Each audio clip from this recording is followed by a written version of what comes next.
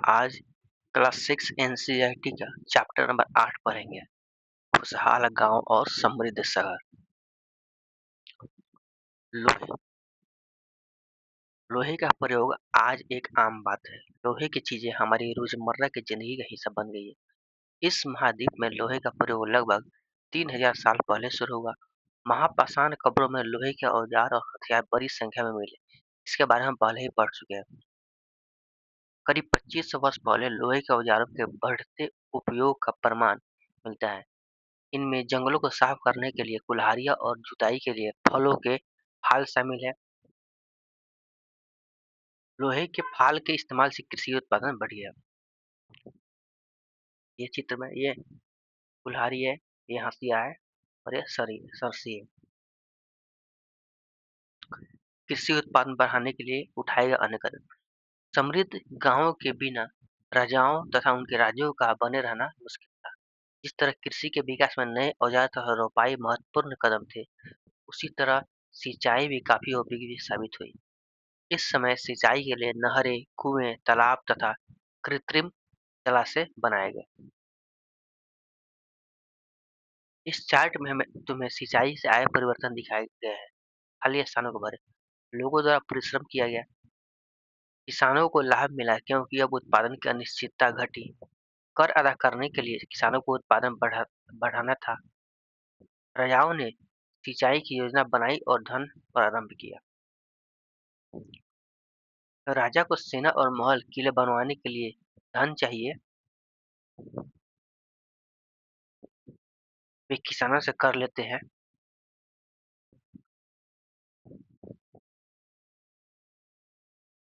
कर अदा करने के लिए किसानों को उत्पादन बढ़ाना था। यह सिंचाई से ही संभव था। राजाओं ने सिंचाई की योजना बनाई और धन खर्च किए। किसानों को लाभ मिला क्योंकि अब उत्पादन की अनिश्चितता घटी। कृषि उत्पादन बढ़ा, राजस्व भी बढ़ा। गाँव में लोगों द्वारा परिश्रम किया गया।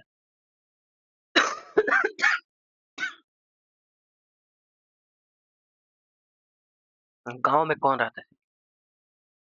इस महाद्वीप के दक्षिणी तथा उत्तरी हिस्सों के अधिकांश गांवों में कम से कम 3 तरह के लोग रहते थे। तमिल क्षेत्र में बड़े भूस्वामी को वेल्लैला,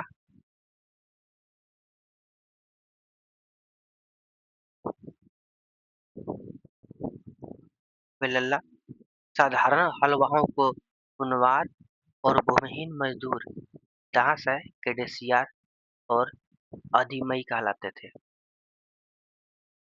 देश के उत्तरी हिस्सों में गांव का प्रधान व्यक्ति ग्राम भोजक कहलाता था। अक्सर एक ही परिवार के लोग इस पद पर कई पीढ़ियों तक बने रहते थे, यानी कि यह पद आनुवंशिक था। ग्राम भोजक के पद पर आमतौर पर गांव का सबसे बड़ा भूस्वामी होता था।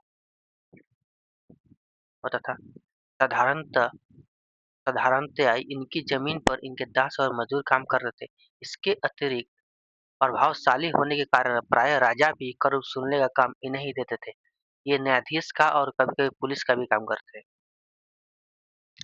ग्राम भोजकों के अलावा अन्य स्वतंत्र कृषक भी थे, जिन्हें गृहपति कहते थे।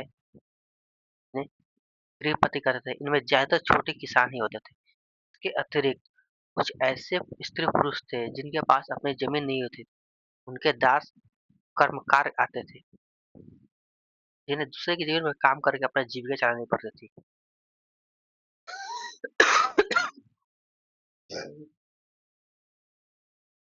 अधिकांश गांवों में लोहार, कुम्हार, बढ़ई तथा बुनकर जैसे कुछ शिल्पकार भी होते थे।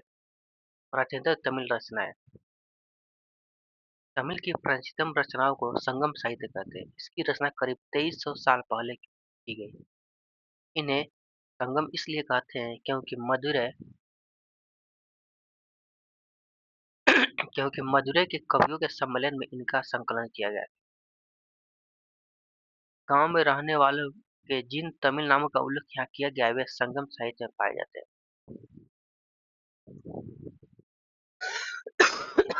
ये जितने भी तमिल से अपना नाम किए गए, वेल्ला, वेल्ला, उनवार और दास केडेसियार, अधिमाई, ये सभी संगम लिटरेचर साहित्य में पाए गए।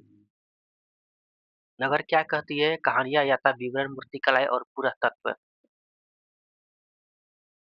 तुमने जातियों के बारे में सुना होगा। ये वो कहानियाँ हैं जो आम लोगों में प्रचलित थी और व्यक्तियों ने इसका संकलन किया।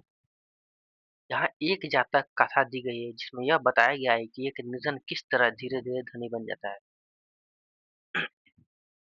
एक निर्धन की चतुराई।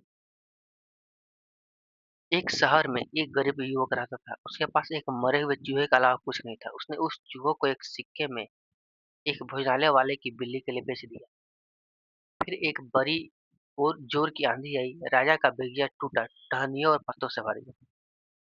उनका मालिक उसे साफ करने की बात से परेशान हो उठा। युवक ने मालिक से कहा, अगर लकड़ियाँ और पत्ते उसे मिल जाए तो वह बगीचे की सफाई कर सकता है।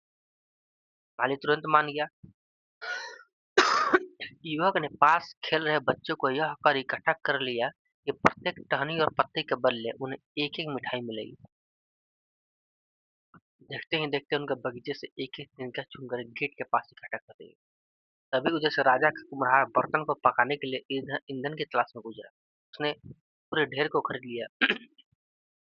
इस तरह युवक के पास कुछ और पैसे हो गए। अब उस युवक ने एक और योजना बनाई। एक बड़े बर्तन में पानी भरकर वह नगर के द्वार पर गया और उसे वहाँ घास काटने वाले 500 लोगों को पानी पिलाया। खुश होकर उन लोगों ने कहा, तुमने हमारे लिए अच्छा काम किया है, बताओ अब हम तुम्हारे लिए क्या कर सकते हैं? उसने कहा, अब मैं आपको यह तब बताऊंगा जब आप मुझे सहायता करने की जरूरत होगी।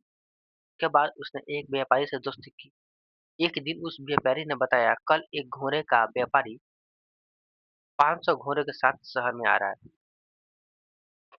यह सुनकर उस युवक ने उस घास काटने वाले के पास जाकर कहा, कृपया तुम सब एक-एक घास का गट्ठर मुझे दो और अपनी घास तब तक मत बेचो जब तक मेरी बिक न जाए। उसने उस घासों के 500 गट्ठर दे दिए। जब घोड़े को व्यापारी को कहीं भी घास न मिली तो उसने इस युवक की एक घास 1000 सिक्कों में खरीदी।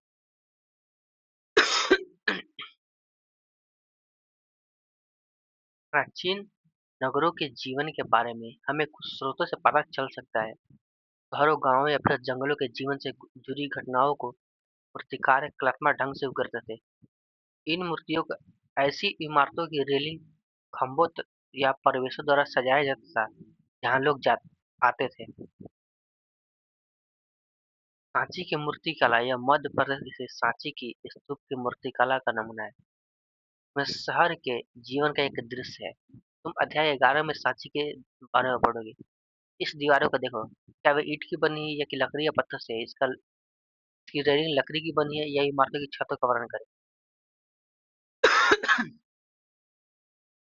दिल्ली में वल्लभीपुर हड़प्पा के जल निकासी व्यवस्था से यह कैसे भिन्न है?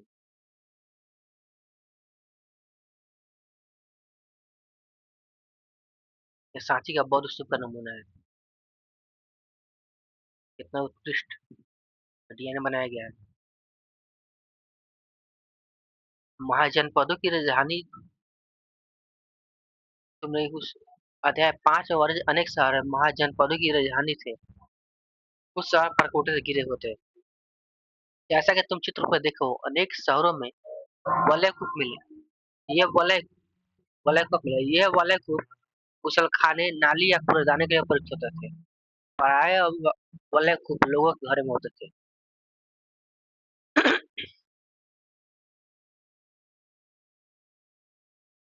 मोहल्लों, बाजारों या आम घरों के अवशेष कुछ कम मिले। संभवतः लकड़ी, मिट्टी, कच्ची ईंटों या छप्पर के होने के कारण वे ज्यादा समय तक टिक नहीं पाए और भविष्य में पुरातत्वविद इनकी खोज कर सकते हैं। प्राचीन शहरों के बारे में वहां गए नाविकों तथा यात्रियों के विवरणों द्वारा पता चलता है कि ऐसा ही एक विस्तृत विवरण किसी अज्ञात यूनानी नाविक का है। जिन जिन पत्तनों पर वह गया है उन सभी के बारे में उसने लिखा है। और उसको ढूंढो और उसके लिए दिए गए वर्णन को पढ़ो। भरूच, पेरीगाजा भरूच का यूनानी नाम। पेरीगाजा की संकरी खाड़ी में समुद्र से आने वालों के लिए नाव चला पाना बहुत मुश्किल होता है। राजा के लिए नियुक्त कुशल और अनुभवी स्थानीय मछुआरे भी यहाँ जहाज ला सकते थे। मेरी गजा में शराब, टीन, तांबा, शीशा, मूंगा, पुखराज, कपड़े, सोने और चांदी सिक्कों का आयात होता था। हिमालय की जड़ी बूटी, हाथी दांत, गोमेद, कार्नेलियन, सूती कपड़ा, रेशम तथा इत्र यहाँ से निर्यात किए जाते थे। राजा के लिए व्यापारी विशेष उपहार लाते थे।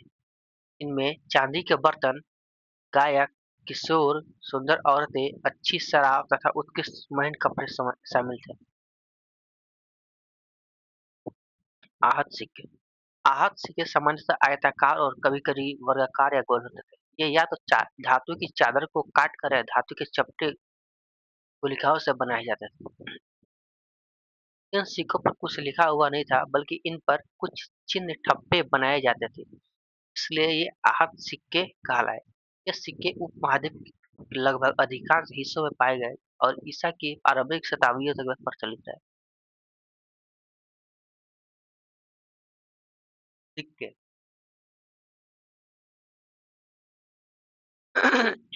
पूरा तुमने देखा होगा कि किस तरह सिक्के के आधार पर संपत्ति का मूल्यांकन किया गया। पुरातत्वविदों को इस युग के 1000 सिक्के मिले। सबसे पुराने आहत सिक्के थे जो करीब 500 साल तक चले। इसका चित्र नीचे दिया है। चांदी या सोने के सिक्कों पर विभिन्न आकृतियों को आहत करके बनाए जाने के कारण इन्हें आहत सिक्के कहा जाता था।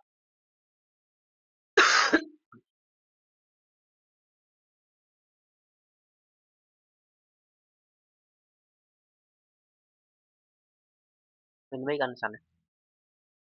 संगम साहित्य की इस छोटी सी कविता को पढ़ो। खेतों के सफेद धान गाड़ियों पर लादे जा रहे हैं। नमक के लिए लंबे लंबे रास्ते, चांदी से सफेद रेत पर परिवार को समेटे, कहीं पीछे छूट न जाए। शहरों से नमक के सौदागरों के यूं चले जाने से सिर्फ सन्नाटा रह जाता है। समुद्र के किनारे नमक का बहुत ज्यादा उत्पादन होता था।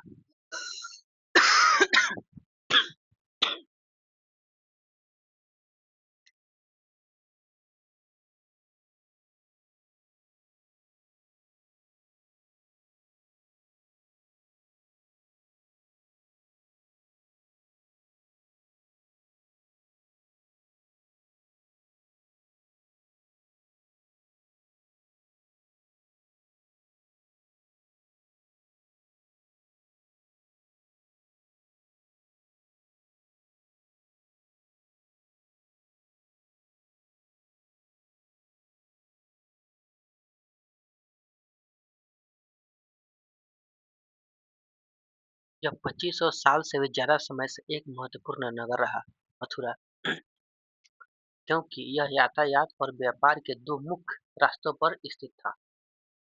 इसमें एक इसमें से एक रास्ता उत्तर पश्चिम से पूर्व की ओर और दूसरा उत्तर से दक्षिण की ओर जाने वाला था। शहर के चारों ओर किलेबंदी थी। इसमें अनेक मंदिर थे। आसपास के किसान तथा पशुपालक शहर में रहने वालों के लिए भोजन जुटाते थे। मथुरा बेहतरीन मूर्ति का केंद्र था। लगभग 2000 साल पहले मथुरा कुषाणों की दूसरी राजधानी बनी। इसके बारे में तुम अगले अध्याय में पढ़ोगे। मथुरा एक धार्मिक केंद्र भी रहा। यहाँ बौद्ध विहार और जैन मंदिर एवं कृष्ण भक्ति का एक महत्वपूर्ण केंद्र था। मथुरा में प्रशस्त्र खंडों तथा मूर्तियों पर अनेक अभिलेख मिले। आमतौर पर यह संक्षिप्त अभिलेख है जो स्त्रियों और पुरुषों द्वारा मठों या मंदिरों को दिए जाने वाले दान का उल्लेख करता है। प्रायः शहर के राजा रानी अधिकारी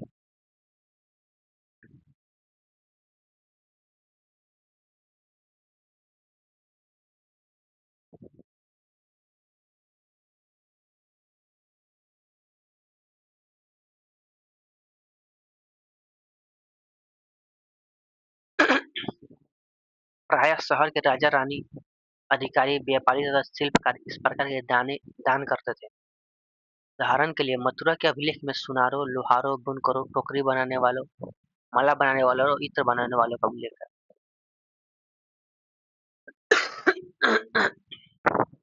एनवीपीडब्ल्यू उत्तरी काले चमक पात्र। यह एक कठोर चाक निर्मित धातु की तरह दिखने वाले तथा चमकदार काली सतह वाली पात्र है। इसको बनाने के लिए कुम्हार मिट्टी के बर्तनों को भाटों पर उच्च तापमान पर रखते थे, जिसके परिणाम स्वरूप इन बर्तनों की बाहरी सतह काली हो जाती थी। इन पर एक पतली काली लेप भी लगाई जाती थी, जो कि इस बर्तन के शीशे जैसी चमक प्रदान करता था। शिल्प या शिल्पकार पूरा स्थलों से शिल्प के नमूने मिले हैं। उनमें मिट्टी के बहुत से पतले और सुंदर बर्तन मिले। उन्हें उत्तरी काले चमकीले पात्र कहा जाता है, क्योंकि ये ज़्यादातर उपमहाद्वीप के उत्तरी भाग में मिले, इसलिए उसको उत्तरी चमकीला पात्र कहा जाता है। ध्यान रहे, अन्य दूसरे शिल्पों के अवशेष नहीं बचे होंगे, जैसा कि विभिन्न ग्रंथों से हमें पता चलता है कि कपड़ों का उत्पादन महत्वपूर्ण था। उत्तर में वाराणसी, दक्षिण में मदुरै इसके प्रसिद्ध केंद्र थे। उत्तर में वाराणसी और दक्षिण में मदुरै इसके प्रसिद्ध केंद्र थे। कपड़ों का तो महत्वपूर्ण था। यहाँ स्त्री और पुरुष दोनों काम करते थे। अनेक शिल्पकार तथा व्यापारी अपने-अपने संघ बनाने लगे थे, जिन्हें श्रेणी कहते थे। श्रेणी शिल्पकारों की श्रेणियों का काम प्रशिक्षण देना, कच्चा माल उपलब्ध कराना था, तैयार माल का वितरण कराना था। जबकि व्यापारियों की श्रेणियाँ व्यापार का संचालन करती थी। श्रेणियाँ बैंकों के रूप में काम करती थी, जहाँ लोग पैसा जमा करते थे। इस धन का निवेश लाभ के लिए किया जाता था। उससे मिले लाभ का कुछ हिस्सा जमा करने वालों को लौटा दिया जाता था या फिर मठ आदि धार्मिक संस्थानों को दिया जाता था। सूत काटने और बुनने के नियम। ये नियम अर्थशास्त्र के हैं। अध्याय 7 में अर्थशास्त्र का उल्लेख किया गया है। इसमें वर्णन किया गया है कि किस प्रकार एक विशेष पदाधिकारी की देखरेख में कपड़ों की सूत की कटाई और बुनाई की जाती थी।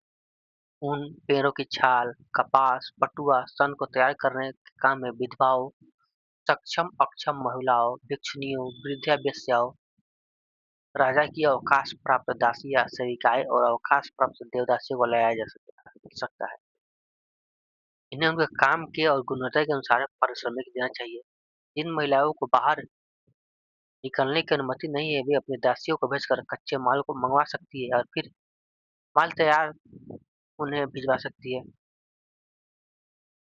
वे औरतें जो कारखाने तक जा सकती थी, उन्हें माल कारखाने तक करके ले जाना पड़ता था, जहाँ उन्हें पारिश्रमिक मिलता था। इस प्रकार माल को अच्छी तरह जांचने के लिए रोशनी रहती है। अगर निरीक्षक उस औरत की तरफ देखता है या इधर-उधर की बातें करता है, तो उसे सजा मिलनी चाहिए।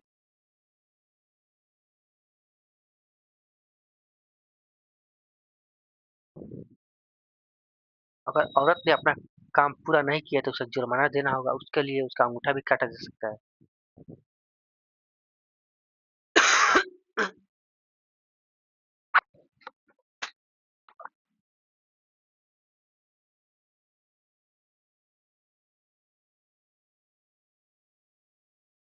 लगभग मार्च 7 में पृष्ठ 105 में अरिका मेडून मेडून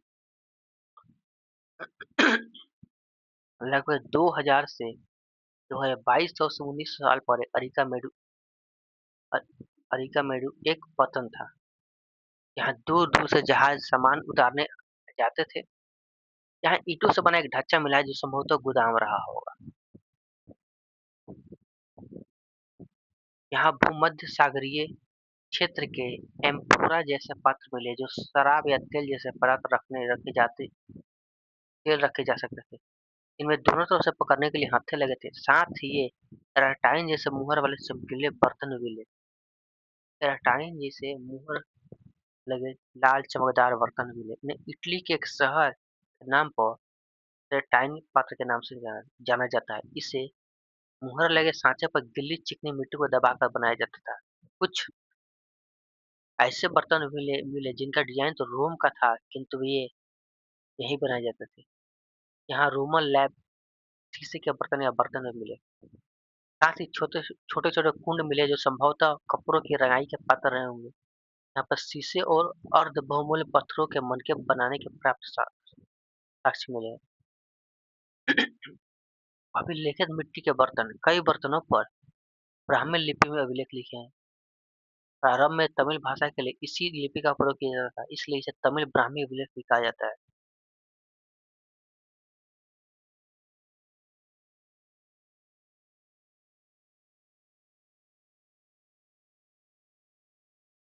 शहर में रोम को डूबो। यह यूरोप के सबसे पुराने शहरों में से एक है। इसका विकास लगभग तभी हुआ जब गंगा के मैदान शहर बसे थे। रोम एक बहुत बड़े साम्राज्य की राजधानी थी। यह यूरोप, उत्तर अफ्रीका तथा पश्चिमी एशिया तक साम्राज्य तक फैला था।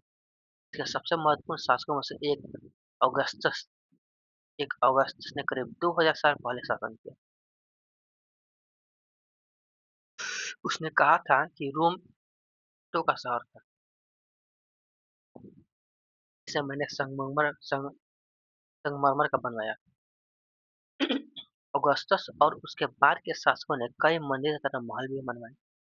ऑगस्टस ने बड़े-बड़े रंगमंडल बनवाए, जिनके चारों तरफ दर्शकों के बैठने की सीढ़ीनुमा जगह होती थी। यहाँ लोग विभिन्न प्रकार के कार्यक्रम देख सकते थे। उन्होंने स्नानागार भी बनवाए, जहाँ स्त्रियों और पुरुषों के लिए अलग-अलग समय निर्धारित थे। यहाँ लोग एक-दूसरे से मिलते थे और आराम करते थे। ये बड़े-बड़े जलवाही सेतु के जरिए शहर के स्नानागारों, फव्वारों और गुसलखानों के लिए पानी लाया जाता था। एक बार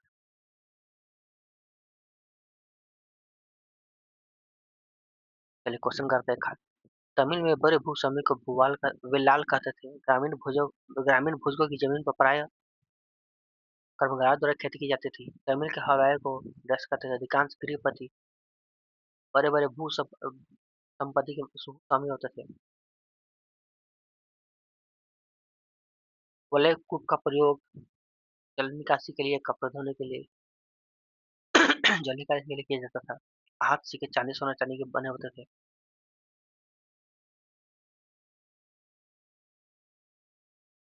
चांदी और सोने के बने होते थे।